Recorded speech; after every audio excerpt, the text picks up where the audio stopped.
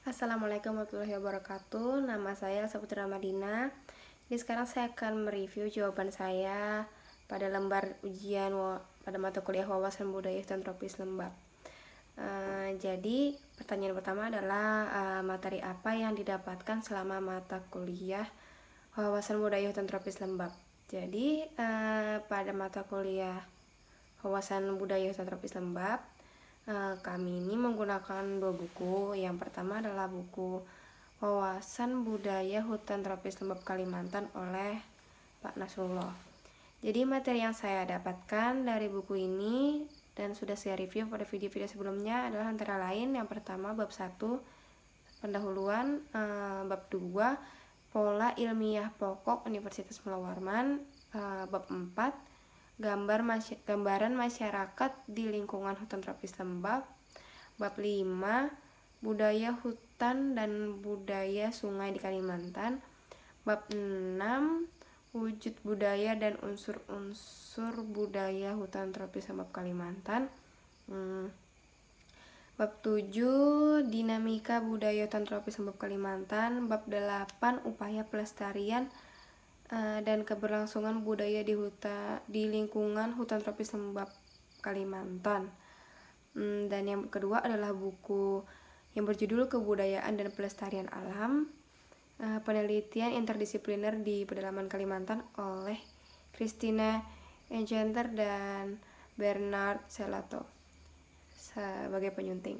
Jadi materi yang saya dapatkan dari buku ini antara lain bab 4 bagian 1 tentang sastra lisan suku Kenya Bakung, yaitu Tekena. Bagian kedua adalah lagu-lagu dan alat musik Dayak Kenya Lepo Maut.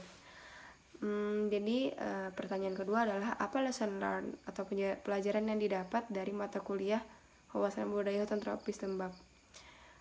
Jadi pelajaran yang saya telah dapatkan dari mata kuliah wawasan budaya hutan tropis Lembap ini adalah yang pertama mengetahui tentang kehidupan di sekitar kawasan hutan tropis Lembap khususnya di daerah Kalimantan. Yang kedua mengetahui tentang berbagai macam penyesuaian kebiasaan atau budaya berdasarkan di mana mereka tinggal khususnya di kawasan hutan tropis Lembap Kalimantan.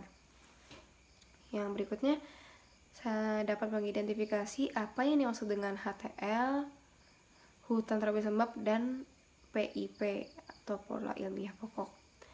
Berikutnya saya jadi mengenal suku Kenya Bakung yang bermukim di Desa Longaran, Longapan Baru, dan sastra lisana yang bernama Tekena. Berikutnya saya jadi mengetahui tentang kekayaan yang ada di dalam hutan tropis Lembap, khususnya juga di daerah Kalimantan. Dan mengetahui faktor-faktor yang dapat merusak maupun menghancurkan eksistensi hutan tropis Lembap. Berikutnya juga saya menyadari pentingnya melestarikan dan menjaga hutan tropis Lembap, khususnya di daerah Kalimantan.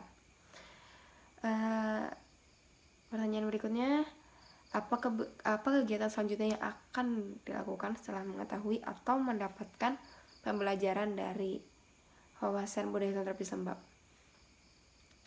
Jadi kegiatan yang akan saya lakukan selanjutnya setelah mendapatkan pembelajaran dari mata kuliah ini adalah yang pertama itu terus belajar untuk mengetahui dan memahami, menggali lebih dalam tentang kehidupan di dalam hutan tropis Lembap maupun wilayah yang ada di sekitarnya, khususnya di daerah Kalimantan. Yang berikutnya menghimbau orang-orang terdekat saya, sahabat-sahabat, keluarga untuk turut serta melestarikan dan menghindari faktor-faktor yang dapat merusak hutan tropis Lembap, khususnya hutan tropis Lembap yang ada di daerah Kalimantan. Yang berikutnya mencari tahu pemanfaatan yang bijak dari kekayaan yang ada di hutan tropis Lembap tanpa merusak eksistensi dan ekosistem yang di dalam hutan tropis Lembap itu sendiri. Jadi sekian dari saya. Assalamualaikum warahmatullahi wabarakatuh.